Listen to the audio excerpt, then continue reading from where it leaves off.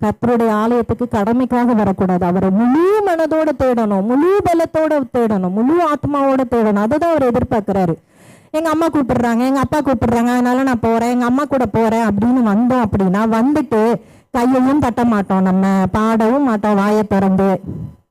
பிள்ளைங்க ரொம்ப ஜாக்கிரதையா இருக்கணும்.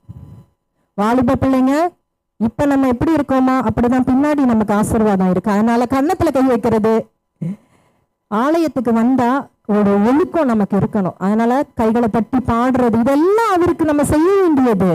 முழு பலத்தோட ஆராதி, முழு உள்ளத்தோட ஆராதி, முழு ஆத்மாவோட. அப்படின்னா நம்ம ஃபுல் மைண்ட் இங்கதான் இருக்கணும். நம்ம எப்படி இருக்கும் தெரியுமா? Mentally absent, physically present. நம்முடைய சரீரம் இங்க இருக்கு, நம்முடைய மனது எங்கேயோ சுத்திக்கிட்டு இருக்கோம். ஒரு சில பேருக்கு கறி குழம்பு வச்சுட்டு வந்துட்டேன், இப்ப போய் சாப்பிடணும், சூடாடியும் சிஸ்டர் எப்ப முடிப்பாங்க அப்படின்னு ஒரு சில பேருக்கு தோணும். ஒரு சில பேருக்கு இன்னைக்கு சாயங்காலம் அந்த கமிட்மெண்ட் இருக்கே, அங்க போகணுமே, வெளியில போகணுமே, என்ன பண்ணலாம், என்ன ட்ரெஸ் போடலாம். ஆனா நம்ம எங்க இருக்கிறோம்? ஆலயத்துலதான் இருக்கிறோம். நம்மளுடைய சிந்தனையும் நம்மளுடைய யோசனைகளும் வேற எங்கேயும் இருக்கு. பிசாசு ரொம்ப ஈஸியா திருடிட்டு போயிருவான். ஆமேன், ஆமேனா இல்லையா? நம்ம கைகளை தட்டி உற்சாகமா பாடணும். ஆலயத்துக்கு வர்றதே அவரை துதிக்கிறதுக்கு தான். ஆலயத்துக்கு வர்றதே எதுக்கு? துதிக்கிறது. அவர் நம்மளை ஏற்படுத்தினதே எதுக்கு? துதிக்கிறதுக்கு தான். இந்த ஜனத்தை எனக்கென்று ஏற்படுத்தினேன், இவர்கள் என் துதியை சொல்லி வருவார்கள் இருக்கு.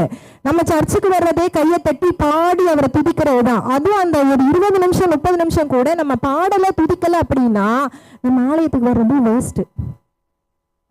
நம்மளால அந்த ஆசீர்வாதத்தை பெற்றுக்கொள்ள முடியாது. அவர் வைத்திருக்கிற கனத்தை நம்மளால பெற்றுக்கொள்ள முடியாது. அதுதான் நம்ம ரொம்ப ஜாக்கிரதையா இருக்கணும் ஆலயத்துக்கு வரும்போது. ஆமென். அவர் சொன்ன வசனத்தை நான் சொல்றேன், உதடுகள்னால கனம் பண்றோம். உதடுகள், ஏசப்பா உமக்கு நன்றி, அப்பா பிதாவே உமக்கு நன்றி. அப்பா பிதாவே சிக்கன் குழம்பு என்னாச்சு, ஐயோ சீக்கிரம் முடிங்க, அலேலியா அலேலியா, ஸ்தோத்திரம் ஸ்தோத்திரம் ஸ்தோத்திரம், அலேலியா. கையை தூக்கணும்னே கையை தூக்கணும், அலேலியா சொல்றோம்.